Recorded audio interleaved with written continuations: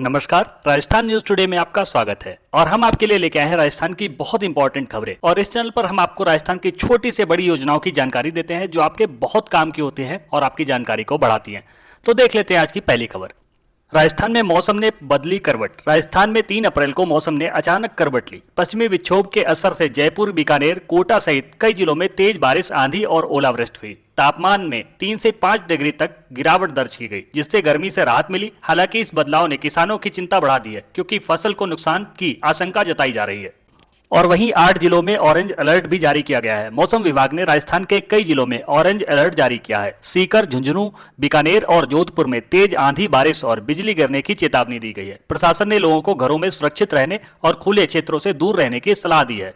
आपदा प्रबंधन की टीमें भी अलर्ट मोड पर रखी गई हैं। अगली खबर है किसानों के लिए। नमो शेतकारी तर्ज पर राजस्थान में अन्नदाता संबल शुरू। 3 अप्रैल को राज्य सरकार ने किसानों के लिए अन्नदाता संबल योजना की घोषणा की। इसके तहत पीएम किसान सम्मान निधि के अलावा राज्य सरकार सालाना 4,000 रुपए अतिरिक्त देगी। जयपुर में आयोजित किसान महासम्मेलन में इसकी पहली किस्त के लिए 500 करोड़ रुपए जारी किए गए। इससे प्रदेश के 80 लाख किसानों को सीधा वित्तीय लाभ मिलेगा। अगली अच्छी खबर है पशुपालकों के लिए।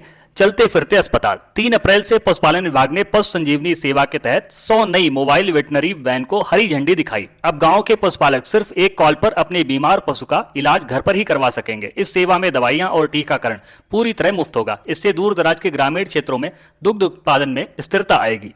अगली खबर है जैविक खेती के लिए वर्मी कंपोस्ट सब्सिडी बढ़ी। 3 अप्रैल को कृषि मंत्री ने घोषणा की कि जैविक खेती अपनाने वाले किसानों को वर्मी कंपोस्ट यूनिट बनाने के लिए अब 50% के बजाय 80% सब्सिडी मिलेगी। सरकार रासायनिक खाद के विकल्प के रूप में इसे बढ़ावा दे रही है। आवेदन के लिए राज्य किसान पोर्टल पर विशेष लिंक एक्टिव कर दिया गया है। इससे मिट्टी की उर्वरता बढ़ेगी। और अगली खबर किसानों के लिए सोलर फेंसिंग योजना। नीलगाय से फसल की सुरक्षा। किसानों की फसलों को आवारा पशुओं और नीलगाय से बचाने के लिए 3 अप्रैल को सोलर फेंसिंग सब्सिडी योजना का विस्तार किया गया।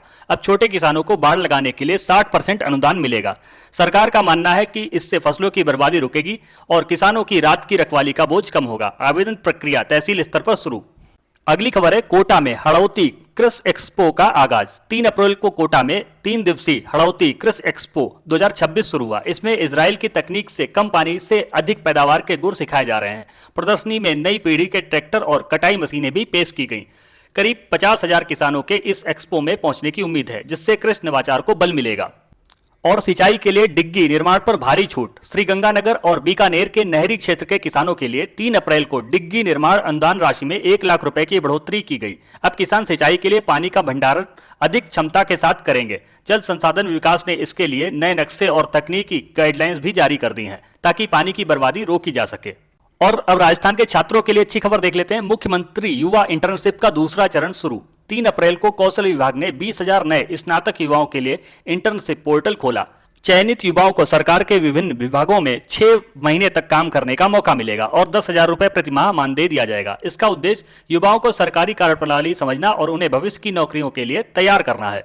अगली खबर है छात्रों को प्रतियोगी परीक्षाओं के लिए कोचिंग कूपन। 3 अप्रैल को शिक्षा विभाग ने अनुप्रत सेकेंड योजना लॉन्च की। अब दूर दराज के छात्र बड़े शहरों की नामी कोचिंग्स में ऑनलाइन पढ़ाई के लिए डिजिटल कूपन प्राप्त कर सकेंगे। सरकार इन कूपनों का भुगतान सीधे कोचिंग संस्थानों को करेगी। इससे गरीब परिवारों के मेधावी छात्रों को आर्थिक बाधा के बिना आईएएस और आरएएस बनने का सपना पूरा करने में मदद मिलेगी। अगली खबर है आईटीआई पास युवाओं को स्टार्टअप ग्रांट। 3 अप्रैल को तकनीकी शिक्षा विभाग ने घोषणा की कि आईटीआई पास युवा अब खुद का वर्कशॉप खोलना चाहते हैं तो उन्हें 5 लाख रुपए तक का ब्याज मुक्त ऋण और 50,000 रुपए की एक मुश्त सहायता मिलेगी। सरकार का लक्ष्य है कि युवा केवल नौकरी खोजने वाले न बने, बल्कि छोटे स्तर पर उद्यमी बनकर दूसरों को रोजगार प्रदान करें। अगली अच्छी खबर है विश्वविद्यालयों में ई स्पोर्ट एकेडमी की शुरुआत। राजस्थान के 5 प्रमुख विश्वविद्यालयों में 3 अप्रैल से ई स्पोर्ट और गेमिंग कोर्स शुरू करने का आदेश जारी हुआ। जयपुर के राजस्थान विश्वविद्यालय में पहली स्टेट लेवल एकेडमी बनाई जाएगी। सरकार का मानना है कि गेमिंग अब एक बड़ा करियर विकल्प है और राजस्थान के युवाओं को अंतर्राष्ट्रीय स्तर पर प्रतिस्पर्धा के लिए तैयार करना जरूरी है। अगली बहुत अच्छी खबर है बेरोजगारों के लिए प्राइवेट जॉब पोर्टल राज रोजगार।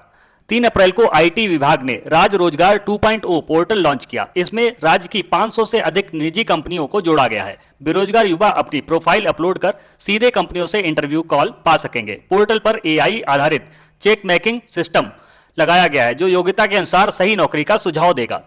अगली खबर है मेडिकल छात्रों के लिए ग्रामीण सेवा भत्ता बढ़ा। 3 अप्रैल को चिकित्सा विभाग ने ग्रामीण क्षेत्रों में सेवा दे रहे एमबीबीएस और पीजी छात्रों के मानदेय में 15,000 रुपए की वृद्धि की है। इसका उद्देश्य गांव के प्राथमिक स्वास्थ्य केंद्रों में डॉक्टरों की कमी को दूर करना है। अब डॉक्टर ग्रामीण पोस्टिंग के लिए अधिक उत्साहित होंगे, जिससे गांव के मरीजों को बेहतर इलाज मिल सकेगा। अगली अच्छी खबर है सरकारी स्कूलों में रोबोटिक्स लैब का विस्तार। शिक्षा सत्र 2026 के लिए 3 अप्रैल को माध्यमिक शिक्षा बोर्ड ने 500 नए सरकारी स्कूलों में रोबोटिक्स और कोडिंग लैब बनाने की मंजूरी दी। इसके लिए बजट जारी कर दिया गया है। ग्रामीण क्षेत्रों के बच्चों को भी अब भविष्य की तकनीक से रूबरू कराया जाएगा, ताकि वे ग्लोबल कंपटीशन में पीछे न रहें। अगली बहुत अच्छी खबर है खिलाड़ियों के लिए आउट ऑफ टर्न नियुक्तियां। 3 अप्रैल को खेल परिषद ने राष्ट्रीय स्तर पर पदक जीतने वाले 50 खिलाड़ियों को विभिन्न सरकारी विभागों में सीधी नियुक्ति देने की सूची जारी की। खेल मंत्री ने कहा कि राजस्थान के खिलाड़ियों का भविष्य अब सुरक्षित है। पदक जीतो पद पाओ नीति के तहत अब खेल को भी एक स्थायी करियर के रूप में देखा जा रहा है। अगली बड़ी खबर है विधवा महिलाओं के लिए सिलाई मशीन और बाजार लिंक। 3 अप्रैल को महिला अधिकारिता विभाग ने विधवा महिलाओं के लिए स्वावलंबन योजना शुरू की। इसके तहत उन्हें केवल मुफ्त सिलाई मशीन ही नहीं मिलेगी, बल्कि उनके द्वारा तैयार कपड़ों को सरकारी राजस्थलीय स्टोर्स के माध्यम से बेचा जाएगा।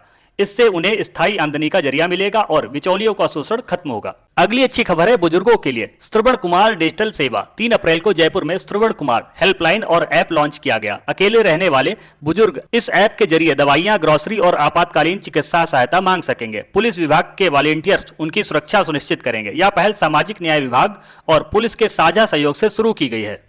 अगली अच्छी खबर है ग्रामीण महिलाओं के लिए स्मार्ट सोलर चूल्हा। 3 अप्रैल को रिन्यूएबल एनर्जी कॉर्पोरेशन ने ग्रामीण क्षेत्रों की गरीब महिलाओं को मुफ्त स्मार्ट सोलर चूल्हा देने का प्रोजेक्ट शुरू किया। यह चूल्हा बिना धुएं के काम करेगा और सौर ऊर्जा से चलेगा। इससे महिलाओं के स्वास्थ्य में सुधार होगा और एलपीजी सिलेंडर पर होने वाला खर्च बचेगा। पहले चरण में 1 लाख चूल्हे बांटे जाएंगे।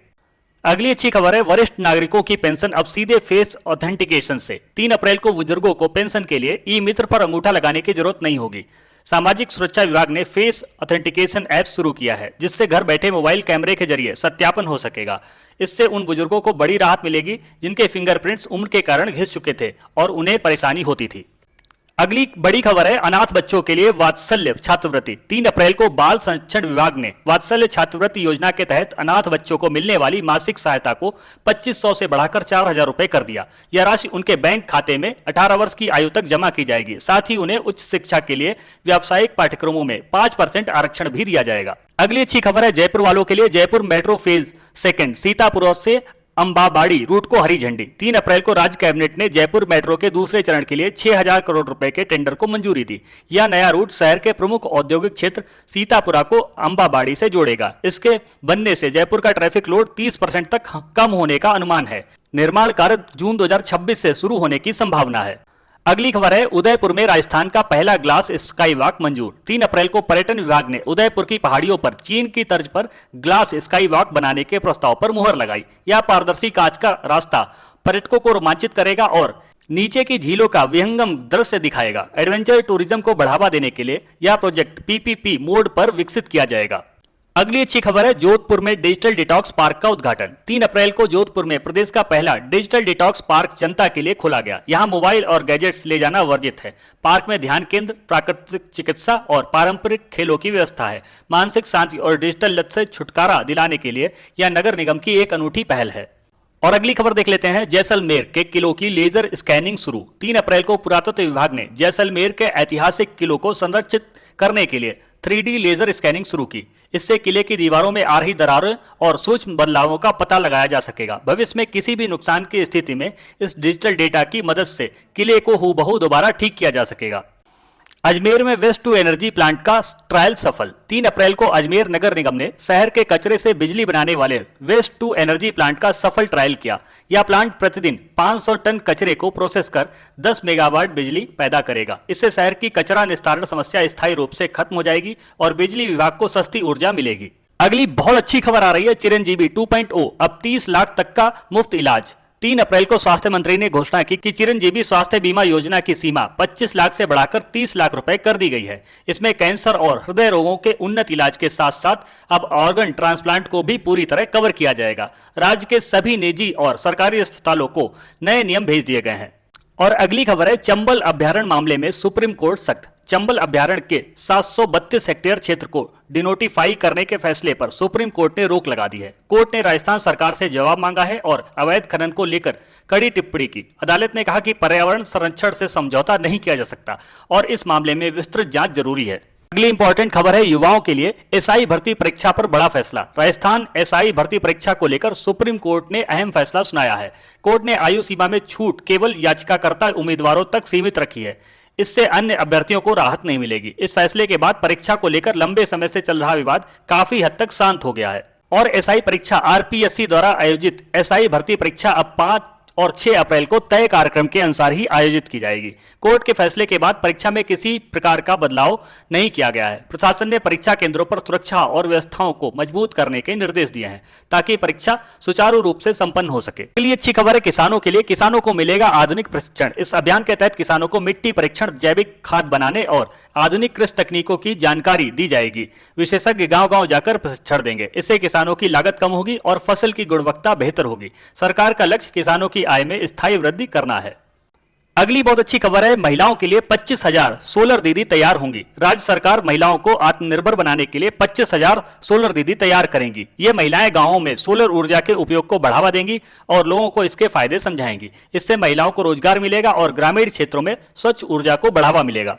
अगली खबर है अलवर में ई हेल्थ कार्ड वितरण कार्यक्रम। 3 अप्रैल को अलवर जिले के 2 लाख परिवारों को ई हेल्थ कार्ड बांटे गए। इस कार्ड में मरीज का पूरा मेडिकल इतिहास डिजिटल रूप में सुरक्षित रहेगा। अब किसी भी सरकारी अस्पताल में जाने पर मरीज को पुरानी पर्चियां और एक्सरे रिपोर्ट साथ ले जाने की जरूरत नहीं होगी। डॉक्टर बस क्यूआर कोड स्कैन कर पुराना डेटा देख सकेंगे।